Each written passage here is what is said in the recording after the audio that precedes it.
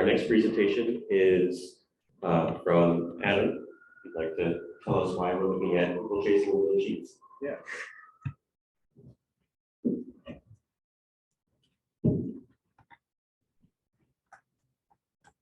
Hi.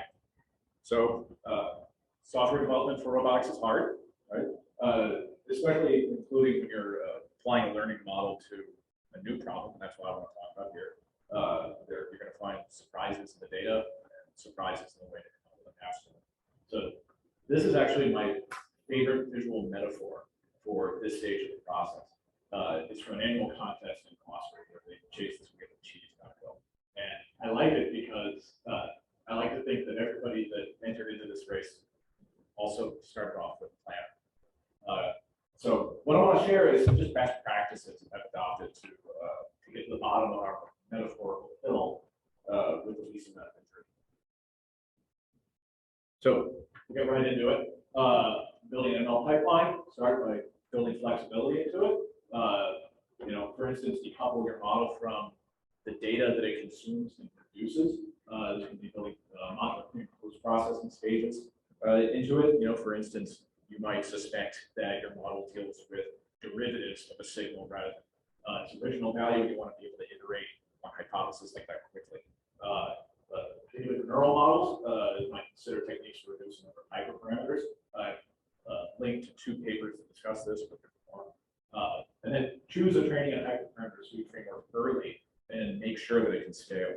Do this because you want to make sure you have a strategy for dealing with either more data or less time than you expected. So next, when you develop a model, I find it with more real-time performance in favor of maintaining flexibility and scalability. It's sometimes easier to just purchase extra computational power than develop with an extra constraint. Then start with synthetic data and toy problems.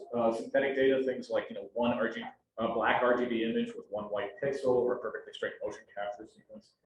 Because it might highlight bugs in your pipeline that would otherwise be hard to see with realistic data. Toy problems, before moving on to your target problem, because it will either be an easy stepping stone to something more substantial, or you'll figure out something you didn't understand about your software. You want to make data visualization cheap and easy, and use it a lot. That's because sometimes visualization is the only way to see a problem or discover a problem that you didn't realize was there. And also because confidence in your pipeline is important. If you have good output, but you don't trust it, you're in trouble. And finally, don't forget to ablate. In electronics, this used to be called muncing, after a guy named Madman Muntz. And once I saw his photo on Wikipedia, I immediately preferred the electronics one. Finally, optimize last. Flexibility and speed are usually at odds with one another. And you might even consider completely reauthoring your model once you know what works. So you can go from something that is slow and flexible to something that is brittle and fast once you know what you need to build. And I just listed a couple things that will help you along here. There's lots of libraries to support this. That's all I got. Thanks.